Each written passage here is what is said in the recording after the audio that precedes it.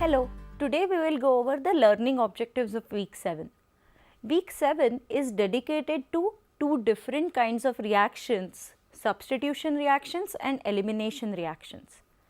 So far, most commonly we have seen the addition reactions where something gets added on a carbon-carbon double bond or a carbon-carbon triple bond. Now what we are going to do is we are going to go over substitution, so things will get substituted, or elimination reactions where the things get eliminated from a particular chemical reaction. Now the main learning objectives of week 7 are, firstly we should be able to draw the correct arrow pushing mechanisms. So the first learning objective is to draw correct arrow pushing mechanisms.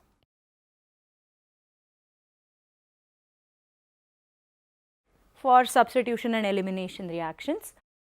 Also, we should be able to get to the correct products while paying attention to the stereochemistry as well as the regiochemistry of the product formation. So, we have to pay attention to what the mechanism is, and then we should be able to draw the correct products.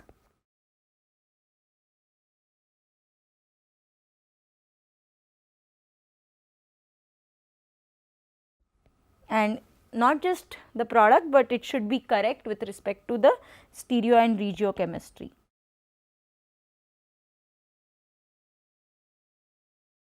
Okay. The third thing is, now we want to start connecting the dots, right. So, we have seen how alkenes react or how alkynes react. In this chapter, especially with the elimination reactions, we are going to learn how to create alkenes or alkynes. I know we have seen one of the reactions in the last week, but also like now you will get to know the elimination reactions in much more detail. So, now you have a way to create the alkenes or the alkynes, and now these alkenes and alkynes, we have seen their reaction. So, now we are kind of connecting the dot and building our synthetic tree to go from one functional group to another. Okay. The fourth and the more important point that I want you to pay attention to is, how does the structure or the conformation of the compound plays an effect in determining the structure of the product. So, this is going back to the second chapter where we looked at, let us say, Newman projections, or we looked at the chair conformations for cyclohexane derivatives.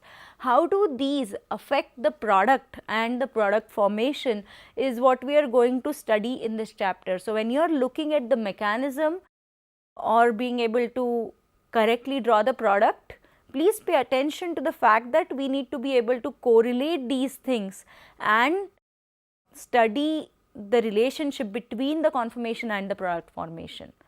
So, with that, let us begin the journey in substitution and elimination reactions.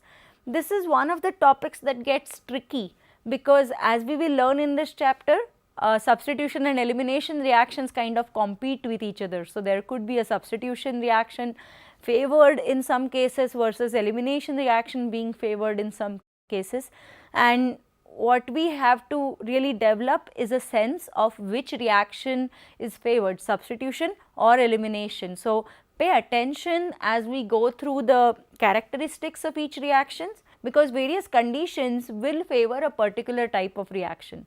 So, that is going to be something tricky and something that we need to pay close attention to as we are doing this chapter. So, let us begin substitution and eliminations.